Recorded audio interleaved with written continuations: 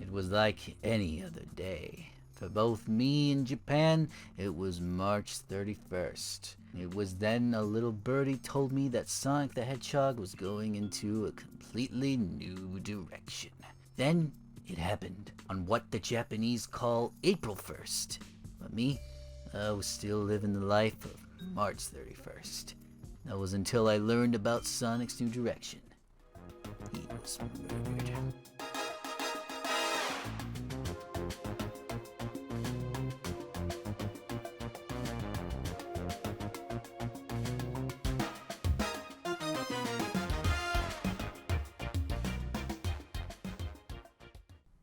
Guys, Sonic has been murdered! I just got the news today. Apparently the details are in this new game they released on Steam today. So let's not dance around here. Let's nitpick the murder of Sonic the Hedgehog and find out what happened.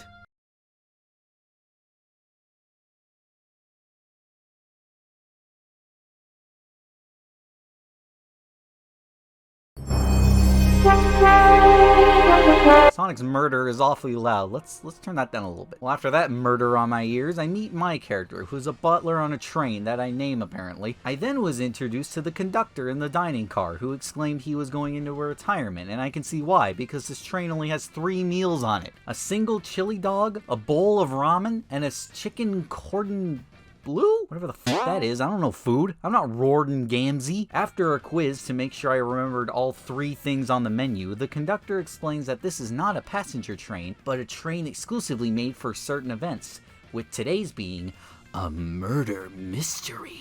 We then get to meet our passengers, who are, well, who else? The Sonic crew, baby! And might I say, looking absolutely fabulous. Sonic team really went off the wall here. We got Amy in a fabulous dress. I don't know what that's called. I don't know fashion. We got Tails looking like a cute detective. Vector's a butcher. Rouge always looking great. And I repeat, he has the hat. This is not a drill. I repeat, he has the hat. This is not a drill. Man, all these characters are so dripped out. Even Sonic's all dressed up in a sailor costume. And then you just have Shadow in a Starbucks apron. I love this game. Anyway, we find out that everybody is on this train because it's Amy Rose's birthday. And for her birthday, she wanted to be a part of a murder mystery. Ah yes, what I want for my birthday. To be murdered and or accused of murder. Oh hey, by the way, I'm working on an Among Us birthday party on June 14th. Any of you want to come? Oh my word, it's her. God, I haven't seen Blaze since that date we had in Sonic 06. S-Rank. I feel bad if Silver ever asked to date her because I did once. Took her to this fine dine restaurant that was like $1K for the whole meal. And then I looked at her after the meal, longingly asking the question, Blaze, did you enjoy the date? And with her mouth wiped and her eyes glistening, she looked at me and she said, "Can't complain." This could be my chance to redeem myself. I gotta look good. Alright, well, it's time to gather everyone's tickets and I'll get Blaze first. No! That makes me seem desperate. I should get the birthday girls first. Yeah, that way I seem more like a gentleman that cares about how people feel. We get Amy's ticket and she gets a key that unlocks any door in the Hey, action replay, Game Genie! Okay, I'm still avoiding Blaze for the moment, so let's go to the second sexiest person in this room, Knuckles, the hat, okay? I'm telling you, it's the hat. They should have never gotten away with the hat. Okay, I can't take this anymore. Let's get this over with. I mean, I don't know what I'm even worried about. I might not even like her anymore.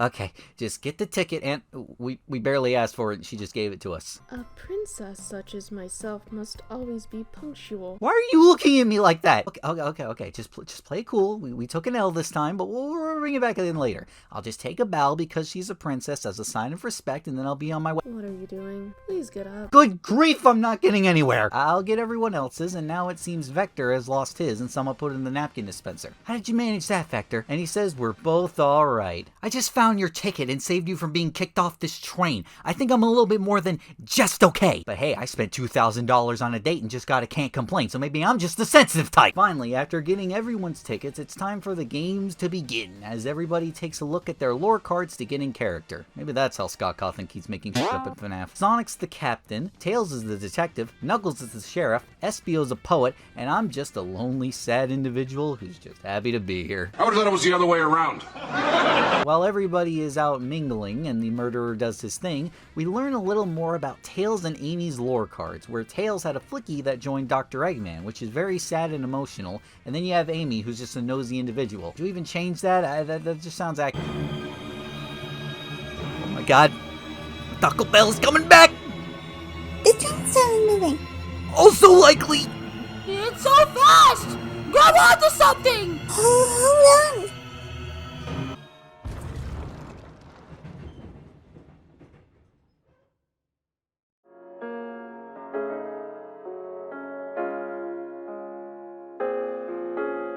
So the train sped up so fast that we fall in a closet and a shelf fell in front of the door. Amy pulls a Skyrim and asks if we are awake, and then we ask her to beat the shelf with her Pico Pico hammer, in which she acts very weirdly. I have my suspicions. But first, we find a rod with the tip broken off. I know what you're thinking, don't say it. We talk to Amy again, who found a spoon, and says if we find 2 more, we can dig ourselves out. That sounds like something you would do in prison. Which she's already getting ready for. She's the murderer! Oh, Amy and Tails can't be the murderers. That's an excuse that a murderer would say. I'm pressing on! Okay, fine. Apparently I'm the only one with a 4D chess mind around here, so I guess she tried to escape. And apparently that is what happened, and her hammer Oh, so it wasn't circumcised. Tails fixes it and gets out, and we find Sonic murdered. And Amy feels awfully happy about it. I'm still not convinced that she can't be the murderer. But Sonic played a very great performance. Thankfully, it's all just a game, though. He's not actually dead. He doesn't have a pulse. I think we just killed Sonic the Hedgehog. Well, Tails doesn't seem too worried about it, and he thinks nothing could take down Sonic, and it's all just a bit. It sounds like something a murderer would say. I'm tagging along and getting to the bottom of this. And my eyes are immediately drawn towards this broken arcade machine, which Tails says is Super Monkey Ball. Hello, banana. I tell Knuckles' nice hat, and he blushes. I have nothing to add, I just liked it. And there's a reward up for Omo Chow. Good. Dude's annoying as What's he up for anyway? Medical malpractice. Oh, medical malpractice. What the I would harp on that, but something more nerve-wracking is that this train isn't moving. Tails, open your eyes. We're on a simulation train. The train itself is murdering us all one by one. Okay, maybe I'm overreacting, but Tails is overanalyzing these cups over here and notices lipstick on one of the glasses. I mean, it could be just a red marker. So after some investigating, we found out Knuckles got a little upset at Super Monkey Ball. I have no idea why. But Tails wants to find out, so he makes me distract Knuckles. I only know how to use a microwave! Oh yeah, I forgot to talk about these minigames while interrogating, thinking. Also, hi Katie, I hope you're watching this video. These are fine, just little courses to spice up the visual novel stuff, and it fits really well. The only problem being it can cause what I like to call Sonic 3D Blast Syndrome. Dang it, I have it too! Which, because of the asymmetric angle, you'll wind up missing things, even if it looks like you should have gotten it. But this is the murder of Sonic the Hedgehog. What, are you expecting actual criticism? Tails fixes it. No! Don't look at the scores! You know, he's right. Maybe we should respect the privacy of his scores. I mean, he probably does feel really bad about— Oh my goodness, 1 point?! So it stands to reason that Vector left his post and decided to play monkey ball with Knuckles in the saloon car and beat him. You're guessing. Where's your proof? Where's your evidence? Vector's a common name. Prove to me he was here. You know, Tails, he has a point. In fact, I myself know a Vector that could have beat his score with both direction and magnitude. Oh yeah! But not only did Vector seem to be a monkey ball fan, so did someone with the title The Ultimate Life Form. No way! Ian Hawke? Oh, Shadow. Well, I mean, I was close. So we solved who all sucked that monkey ball, but we don't know what Rouge was searching for and why Shadow was locking doors. And Knuckles even asked, in his cowboy accent, with the hat. There is no hope then. But I suppose we'll try. So we move on to the library car and run into Amy, Vector, and Espio. Amy has some info she won't share because she's the birthday girl. And what Vector and Espio told us basically accomplished the same thing we talked about with Knuckles, but we did get some lovely poetry from Espio. Locomotive in motion. I think I lost my lotion. The window shows the ocean. Oh wait, there's my lotion. When I mean lovely, I mean in the most lying way possible. But we must investigate, and my eyes are drawn to this cute Chow poster that for some reason Tails is having an existential crisis over. This little child's hanging in there, refusing to use his wings to fly to safety because choosing the hard way is— Yeah, I'm gonna just leave him be. You know, I should probably see if Vector wants something to eat, and turns out he does. I should get him something then. I forgot. I need to assist Tails, so I better get back to it. Man, why would you show the menu to me? Come on, NitPicker YT. Why would you tease him like that? And I thought I could trust you. You've made a fool out of me. I just betrayed Vector. This is going on my gravestone. I'm a horrible person. There doesn't seem to be anything interesting in the library car except for a misplaced book about the train implying Espio was reading it. Who the hell reads a book about trains? That sounds so boring.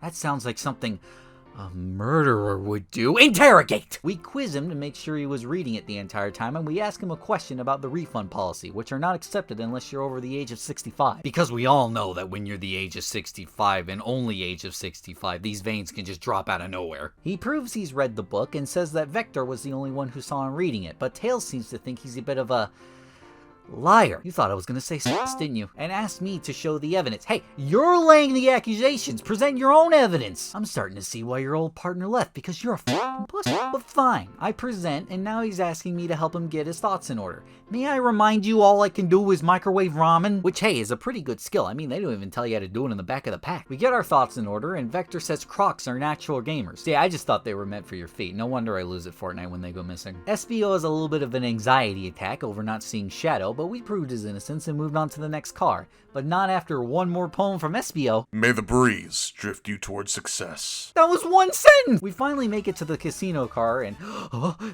there she is. Okay, I can't mess things up this time. Rouge explains that part of her reason for even going on the train was to break into a hidden vault hiding a very extravagant chow egg, and Blaze personally asked for our existence. Anything for you, Blaze. Wait, this is a test. She wants to see if I'll steal from a train. Nah. Stealing is for squares. I must admit, that wasn't the coolest thing I've heard someone say.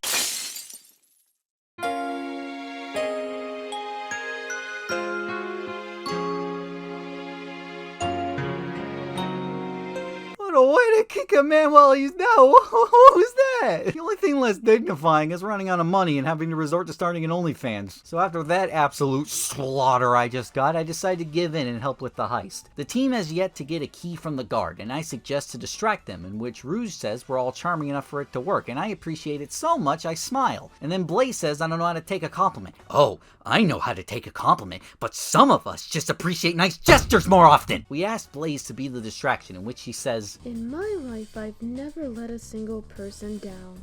I won't falter. No, maybe I should just let it go at this point. Blaze was in the wrong anyway, so I don't even know what I'm so worked up about. Yeah, I'm better off than being so worked up over some cat whore. So from this day forth, I'm over you. So with Rouge deciding to take the key, we have to come up with a way to get Blaze out of the room after the guard has been distracted. And I could pretend to be Blaze's spouse. Yes, I will do it. I will be your husband, Blaze. Just anything. I will be there. I will love you. I will protect you. I will... You dress far too plain. You would need a complete refashioning immediately. Never mind. Interesting. You give up far too easily. We'd have to work on your fortitude. Okay, so we get inside the vault and Rouge enters the code 230401. Oh, that's April Fool's Day, I get it! We get the egg out and Rouge desperately wants to know what's inside, so she twists and it starts taking... That's a bomb. That's a bomb! Flip it upside down. NitPicker YT, what's flipping it going to do? I learned it in law school. Nothing. Happy? No, because I didn't even go to law school. Chaos Control. Where did you hear about chaos control? From law school. Aren't you paying any attention? Eat it. Eat the egg. Really, NitPicker YT? What, you got a better idea? Like telling it to stop? Stop. I wasn't being serious. Look, gang, it's been swell. But maybe it's just time to just let it tick. NitPicker YT, I think you're onto something. Yes, Tails, that death comes for us all, and that it just might come to us right now after that gets done ticking. If a bomb was brought into the train disguised as this Fabergé chow egg, the arms would have detected it and wouldn't have allowed it on. And that is exactly what I was thinking all along. And turns out I was totally right, and out came a chow chain. You know, they make these in real life. It's not a joke. I would buy one if it didn't cost my left kidney. Or maybe I could get the money from one of these machines. Just put the money in. Come on. Big money. Come on. Oh, I didn't get it. Well, you know what they say. go again. Come on, big money, big money, big money, big money. Have you ever heard of the sunk cost fallacy? Ah, what does he know? I put so much money in, I at least have to get my money back, or I'll just have to lose all my money. Hello everybody, NitPicker here, and I'm starting an OnlyFans. We move on to finally the lounge car. Finally, I need some Starbucks coffee. I know you won't talk, but I know exactly why you've been locking those doors. It's hard to get a word in as you talk over me. Ah, this is just like Starbucks. So Amy is suspicious of Shadow looking up all the doors, and he's acting very strange about it. Like he's hiding something. I don't know, maybe a sandwich? Well, if we were looking to find a dead body, you always check the wardrobe. After all, that's where I found my dead DS. But the detective wants me to open it. Look, man, I am getting tired of you roping me into this stuff all this time. I will not be the submissive one in this relationship. You open your own wardrobe! Alright, tough love, I get it. Here goes nothing. Oh, there was a Splash Dash video in there. We pull a rope and discover a hidden passageway from the lounge car to the library car. And as earth-shattering as that is, I asked the arm to give me a high five and it didn't hit me up. Well, now I know why hands don't have hearts. But luckily, Tails has got my back and is willing to give me a high five. Where's my high five? You promised me a high five! Maybe the Big Chow Band can lift my spirits. Go on, play us a jam. After finally a successful trash bin finding, we can finally interrogate Shadow, who is Amy's prime suspect. Oh, that makes a lot more sense than a sandwich. But as discovered in the trash can, I might add, Shadow was trying to get tickets to Hot Honey for Amy's birthday. And I tried not to spoil the surprise. I gave Shadow a chance to admit he likes Honey Hot, so it's your own fault. You already admitted you like Taylor Swift. You can't pretend to like Honey Hot for 2 seconds. So with the surprise spoiled, it seems Shadow wasn't the one who murdered Sonic the Hedgehog. I'm sorry I ever doubted a Honey Hot fanboy. So there's only one more car left to go, which is of course the conductor's car. So we search the conductor's car and we find a blow dart just laying about, which means the murder must have happened here. So we call everyone to the front and find Sonic is actually no nonsense passed out, nay, poisoned. And it turns out it was Espio. I knew it. I knew reading was a sign of ability. This is why manga fans can't be trusted. And not only can he read, he can super read. Because in order to establish his alibi, he speed ran and memorized the entire book so he could beat our quiz. And to back this up, Knuckles recounts a time that Espio read a book so he could spoil it for him. Now that is some high effort trolling. But okay, if Espio murdered Sonic in the conductor car, how did Sonic wind up in the dining car? The answer? He vented. No, I'm not joking, because Sonic wakes up in time to reveal that he was shot by Espio's blow dart, grabbed by the hands and moved to the dining car through the air vent which leads to the dining car, which proves Espio was the murderer. And all's well that ends well. Seems to be the end of our little adventure, as the credits start to roll and as the gang continues to celebrate. No, wait. There's something important. I need everyone to listen. The train's it's a... No, it can't be. No. This is the first reveal. No! I swear. Apparently the conductor was showing Sonic around the train and saw it was powered by a flicky, and said the train had to be destroyed to set it free. But before he could convince them of doing so, that's when the blow dart came, taking out Sonic and then taking the conductor back. And Espio admits something? Oh, was he the mastermind behind the whole thing? Did he know the train was a badnik? I have something to admit. I murdered Sonic the Hedgehog. This man can speed read, but his brain has a lag spike. So after that, we deduce that the train is sentient and is out to get us all. See, Tails, I tried to warn you earlier, and now the train is going full speed and Eggman's bait is gonna kill us all! We wake up and Eggman talks to us from the monitor screen, then explains that he designed the train and other badniks to compete in not just a capture, but a special capture to see who can catch Sonic. Oh, wait, wrong game. So Sonic decides to barrel through all the doors. Hey, wait, is that it doesn't matter? Oh my word! So Sonic decides to barrel through all the doors, rescuing everyone, and it seems the train is just really sad and angry about the conductor's retirement. So it's time to take the train head on. And oh my goodness, why is this music going so hard?